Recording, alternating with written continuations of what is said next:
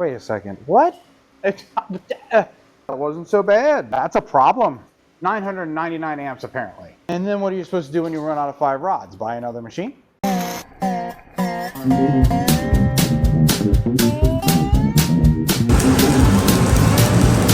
want everybody to see my face.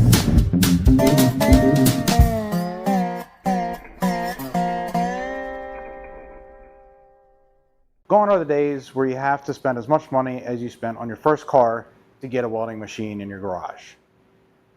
There was a time where there was 3 companies that dominated, and they all were relatively expensive, even the cheap ones. But now with the advent of new technology and third parties stepping up and actually bringing us some really decent machines to get started with, such as Yes Welder and Blue Demon, of course, there have been another category of welders that take cheap to a whole new level. Now, I tried a $35 Amazon welder a couple months back, and it was okay. But now I got a new company that sent me their welding machine for me to try.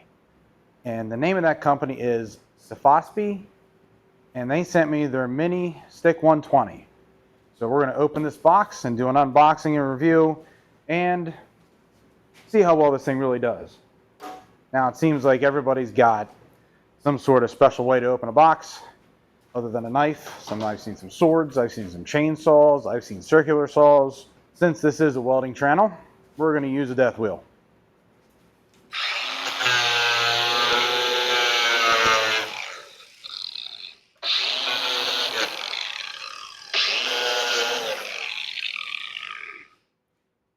That worked unreasonably well.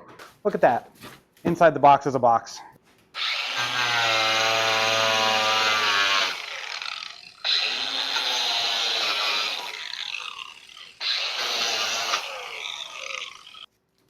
And there we go. So inside this box is their 120 volt stick welder. Wow, that's small. They weren't kidding.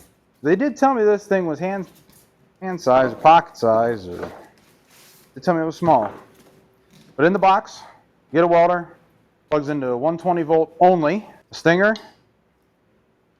Okay, that's a good start, and a semi-decent weld clamp. Usually they have these stamp style ground clamps that are really no better than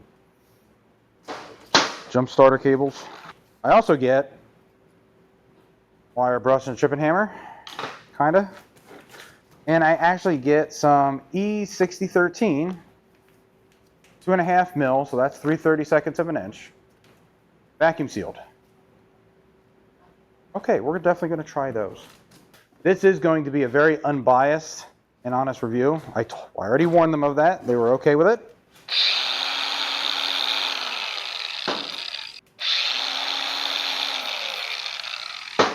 So their cost-cutting measures went into the stinger. Not very great. I mean, they gotta cut the cost somewhere, right? I am thoroughly impressed with the quality of the ground clamp. These are still very cheap, but this is a lot better than what they could be. The gauge wire is very thin. That's concerning. Thinner. It's actually thinner than the power cable. We're gonna power it up and see how it does.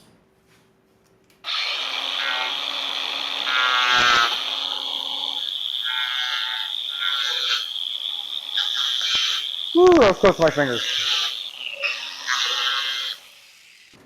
This is the amperage dial, and it'll go all the way up, it says, to 120 amps. So at least it's not lying and telling me 200 amps, but I have doubts about 120 amps. So I'm supposed to be able to adjust. Oh, that's the hot start. Wait a second. What? That's confusing as hell. Owner's manual. Please refer to the panel for adjustable parameters. What? So if I hold this in, it gives me that. I'm assuming that is the open circuit voltage. And I give it a click, and then it gives me that. I don't know what that is. And it goes all the way up.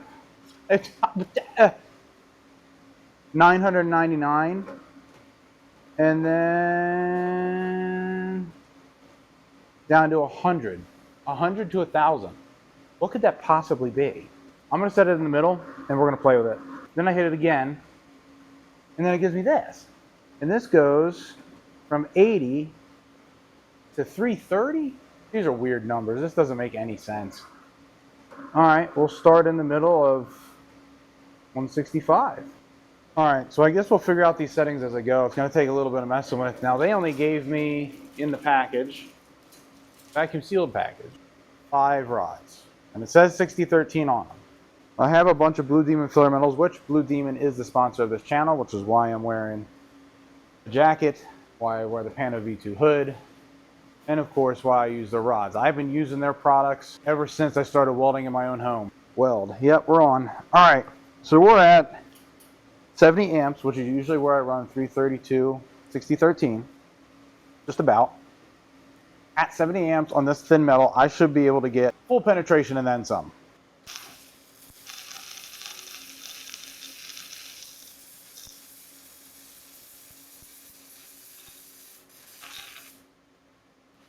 That was actually pretty impressive.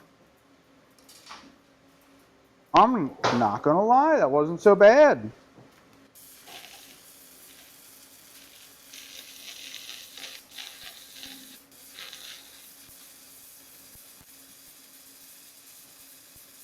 Yeah, I'm melting through.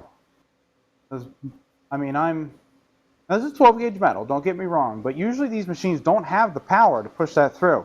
So far, overall, first attempt, not bad. And those rods are, they feel like 6013, they really do. So we're at 70, I'm gonna jump it to 75. We still have those other weird settings set right in the middle.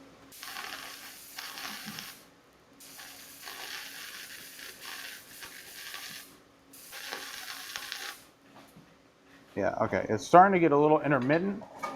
Let's mess with these settings a little bit.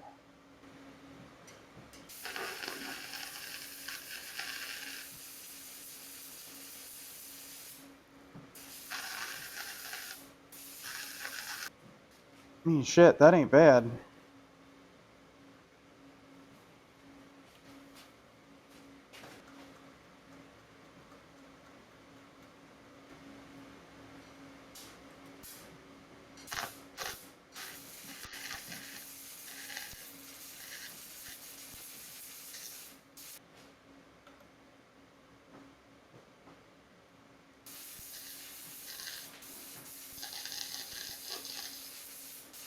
And then we're going to turn whatever this thing is. Okay, so it goes as high as 330.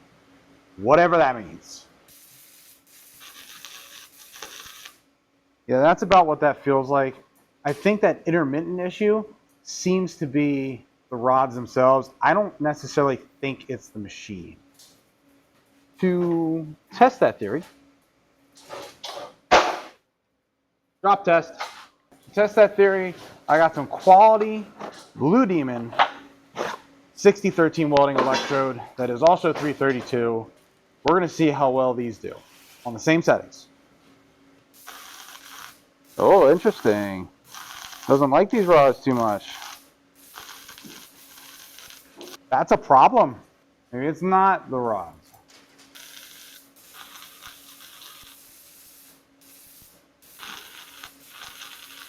That intermittent issue is getting very annoying.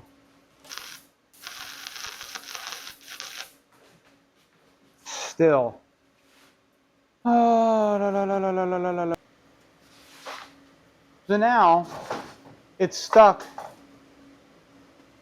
So now it's stuck on 999 amps apparently.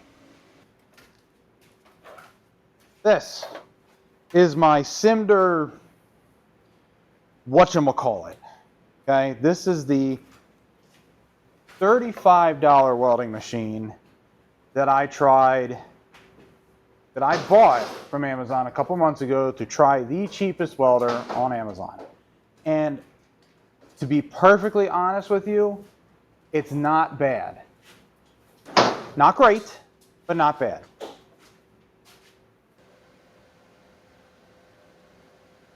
Now, this is set to what it says to be 120 amps. I know from experience, it is not 120 amps. It is more like 75, maybe 80 if on a good day.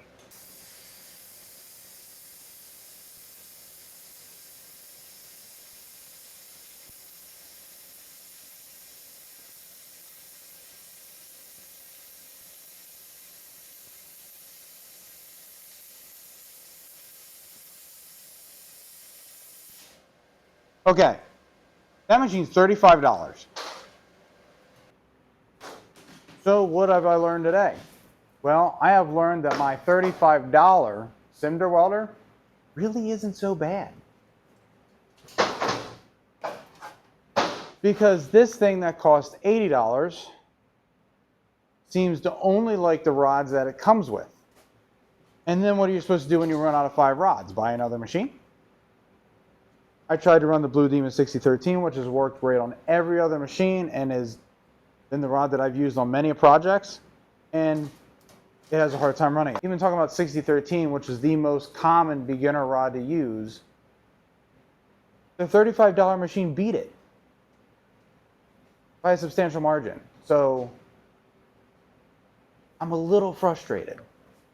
I'm a little frustrated at the fact that these manufacturers are making these machines trying to target a market where people just don't know any better, not because they... I gotta cut myself off. I start going on a rant there. But my point still does stand. These machines are marketed for people that are doing do-it-yourself home hobby stuff. And if you guys are going to market them for that, then they need to be built as such. And what I mean by that is this Cephase machine specifically had 4 different settings, of which I couldn't figure out what they did. I looked at the owner's manual and it didn't give me much information on it. I tried changing them and I couldn't tell a huge difference between them. So it was really hard to try and understand the machine. Honestly, if we're talking about an $80 machine, just give me a machine that can weld some stick rods. I'm not going to care about all those settings. It's an $80 machine. Just something simple. And the other thing is that I had a very hard time running it on anything other than the 6013 rods that was given in the box. Now, I do believe that the intermittent issue has to do with the arc voltage. A lot of times if the voltage is too high, that's usually what can happen. So I would say this machine probably needs a little bit more open current voltage to get it running. We're still talking about $30, $80 machines, and I might be being a little picky, but at the same time, if you're going to market something to be able to do something, then it better be able to do it. Would I recommend it to somebody, especially somebody looking to start welding at home? No. I tried the machine on some thinner material with some 564 6013 another day, and it seemed to work pretty good. The 332 is a little big for it, so it does work. It doesn't quite work as it's advertised. It's advertised for 120 amps. Well, it's not going to get 120 amps out of a 110 volt outlet. It's just not. It's just not something that I can recommend to somebody to get. Thanks for watching. If you find any more welding machines that you guys would like me to review, or if there's anybody out there, any company out there that wants me to try their machine out, leave a comment, send me an email, find me on Facebook, Instagram. You guys know the deal. But thanks for watching. Tune in for more, because right behind you is that go-kart project that I'm going to be hopefully getting into a roller chassis. So I'll see you later.